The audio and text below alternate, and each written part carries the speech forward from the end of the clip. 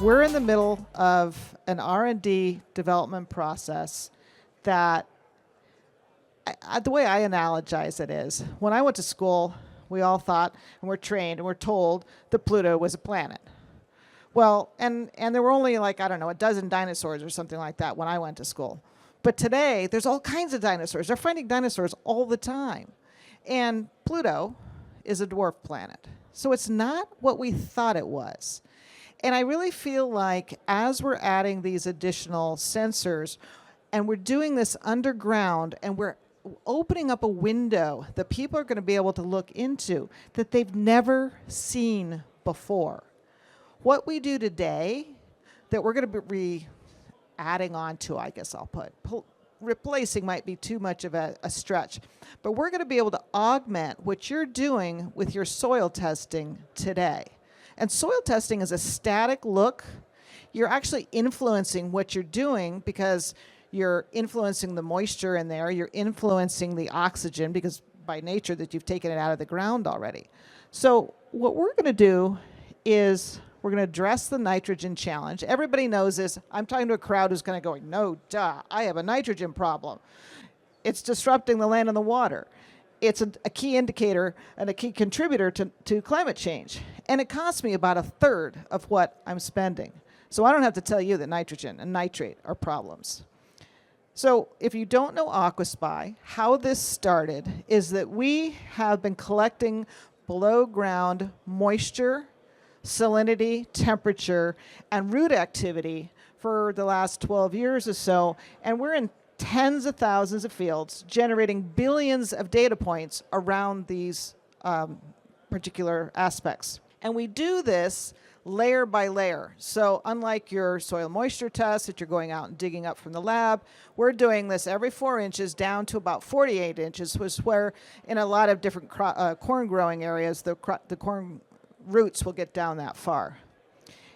And doing this, we're leveraging that experience and that understanding and that technology by adding nitrate and redox sensors. And redox, okay, I didn't know what it was. Think of that as the oxygen part of the equation when you're doing nitrification and denitrification in your activities. So that's where it's been. Over the last couple of years, actually, to catch up a little bit, we have released all wireless technology. So before, you'll see pictures over here in Soil View where you've got the solar tower, the solar panel. The past couple of years, we went all wireless, and we have more probes in the produce area as well as permanent crops. And we're using really cool eSIM technology with our partners from Teal, and we just did a podcast with them, so you can find that on LinkedIn. It's really great technology, and I think everybody is really going to have the advantage of this kind of cellular, low bandwidth eSIM technology is taking care of the challenge of the connectivity issues that you've got in ag. So this is a journey, and we're not done with the journey. We're only partway through. We started this in the spring of 2023, and we started putting together an advisory council of really smart people that'll help us figure this out. And we started alpha testing earlier this year. And you go through the alphas and the betas and the alpha 1s and the beta 2s. Okay, so basically that just means that we're iterating. You test stuff. Is it working? Is it giving us data? Is it giving us something that's meaningful? Is the layer working? Is this kind of a combination of tech working?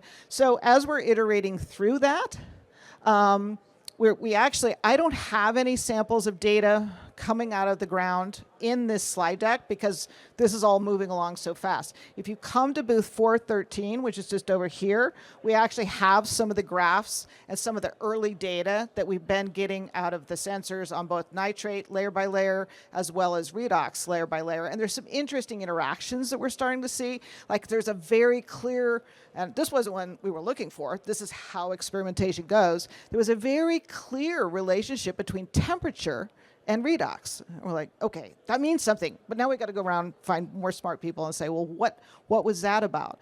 And we know, and if you're in the corn area, obviously here, you know that when you put your nitrate in, if it's kind of cold and kind of dry, that'll stay there. The fertilizer will stay. But if it starts to warm up and you start to have rain or you irrigate too deep, what do you have? Then you've got your leaching risk. So it's the interaction between the water and the temperature and the nitrate that's going to be the things that give you the answers for what you need to know.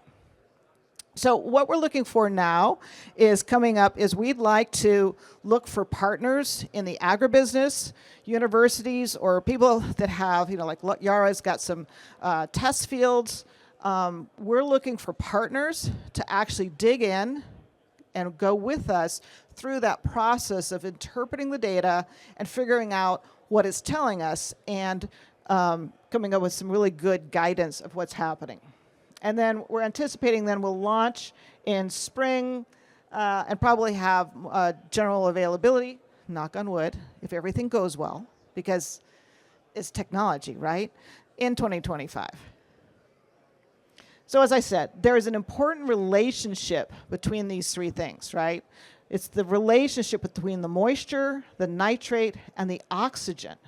And that's really what's going to tell us what's going on and when you need to fertilize, because we look at the root activity, it's not just you're looking at the diminishment of the nitrate, you actually need to know that the crop is taking that up, right? During that active root zone, that growth part of the corn, what do I hear, that takes up 8 pounds of fertilizer a day. Well, you want to make sure that that interaction is actually happening, and then that'll give you some indication of exactly when you want to do your 4 Rs, right? So the other thing is that you think about the redox piece of this is that we're going to show you where your soil is breathing. I'm the non-tech in the group, right? So think of that respiration, that process of the nitrification and denitrification, and then knowing that if you have that good soil respiration, that's going to be an indicator of soil health and a high level of biological activity. So I talked about the 4 Ns, or 4 Rs, sorry. I talked about the 4 Rs, right? And so it's like, am I over-applying? Am I under-applying?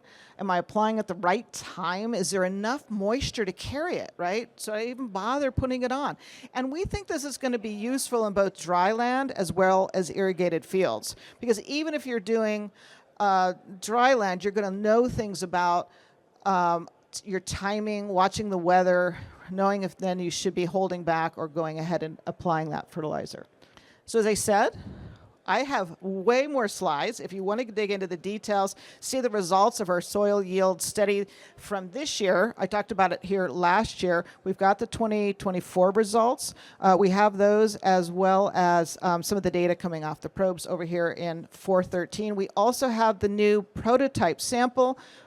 We talked about our wireless probe. This year we're doing it a little bit thinner, so it's easier to install and extract, because that's something we always hear from our partners, as well as we have the new technology on that. So thank you for your time. Thanks for showing up, and I hope to see you over here at 413.